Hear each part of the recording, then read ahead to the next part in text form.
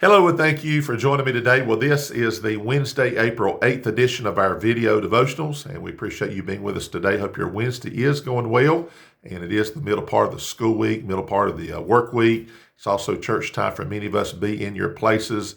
Wednesday night, Bible study or sermon format, whatever it is, be there. That's so very important, what you're going to get, the fellowship of each other around the Word of God. I think our fellowships have become more about meeting and eating and doing things, and I'm not against that, but it's almost like if that's not the main thing going on, if we don't have that, then the other is just not supported. And I think our great fellowship is around the Word of God in our church service and the agreement and the belief that goes with it. And then, of course, even after a service, the people who hang around, they don't sit around and talk about people. They don't sit around and talk about what they don't like. They talk about literally the message of the Word of God and how it blessed them and how it helps them and how they're going to take that and live it out. And there is the greatest fellowship that there is.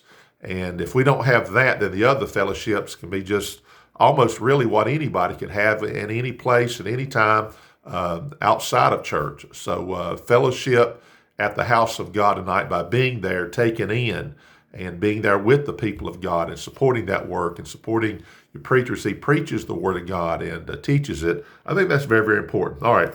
Judges chapter 7, verses 1 through 7. We're going to get to that very quickly here, a little bit more verses than we normally read, but just a great story today, something that I know will help us.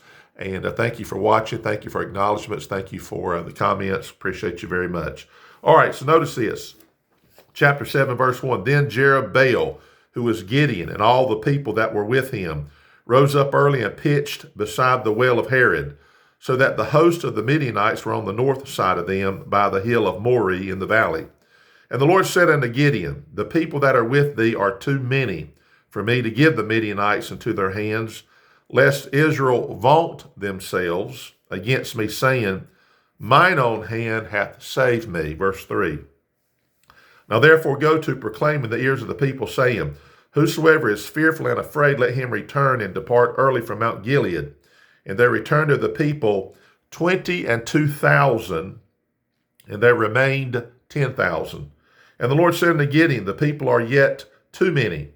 Bring them down unto the water, and I will try them for thee there. And it shall be that of whom I say unto thee, this shall go with thee, the same shall go with thee. And of whomsoever I say unto thee, this shall not go with thee, the same shall not go. So he brought down the people unto the water, and the Lord said unto Gideon, every one that lappeth of the water with his tongue, as a dog lappeth, him shalt thou set by himself. Likewise, every one that boweth down upon his knees to drink. And the number of them that lapped, putting their hand to their mouth, were 300 men. But all the rest of the people bowed down upon their knees to drink water. And the Lord said unto Gideon, by the 300 men that lapped will I save you and deliver the Midianites into thine hand, and let all the other people go every man into his place. All right, very simply, here's the numbers. All right, Gideon's army started out with 32,000. He made the announcement, if you're afraid you want to go home, then go home now. And guess what? 22,000 men walked away and says, I'm too afraid, I'm going home. That left 10,000. Then the Lord said, here's what you're going to do. Here's this drinking principle. We're going to find out the ones that I say that lap like a dog would lap, you put them to the side. The others, you're going to put them to the side. This is really amazing to me. Out of 10,000 men, 9,700 did not drink according to what the Lord was looking for. That left 300 men, 300 out of 32,000. That's amazing. So here's the thing. God is the one who set the terms. Gideon didn't. Number two, God reduced the army by the choices that were made of those men. So the point is, you look at this army and say, how in the world could anybody even call that an army of 300 against what we know they're going to go against a massive amount of people? But you know what? God says, that's because I know what's going to happen. If I let 32,000 men go out there and they win the battle, and they're going to think this, they're going to think we did it. We did it.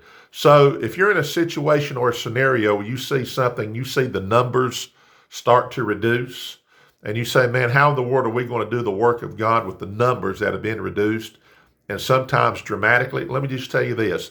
God says, here's what I'm looking for. I'm looking for somebody, and I'm looking for a group of somebodies who will say, you know what, with God, we can do anything with any number. We don't need the big, massive support, so to speak. We don't need the big, overwhelming numbers. What we need is people that have set their heart to the work of God, to the people of God, even to the leader of God, and say, you know what, God, you use us and 300 men. What an amazing thing that God would use that small little army in our eyes. But look, when God is in it, hey, then it's mighty, right?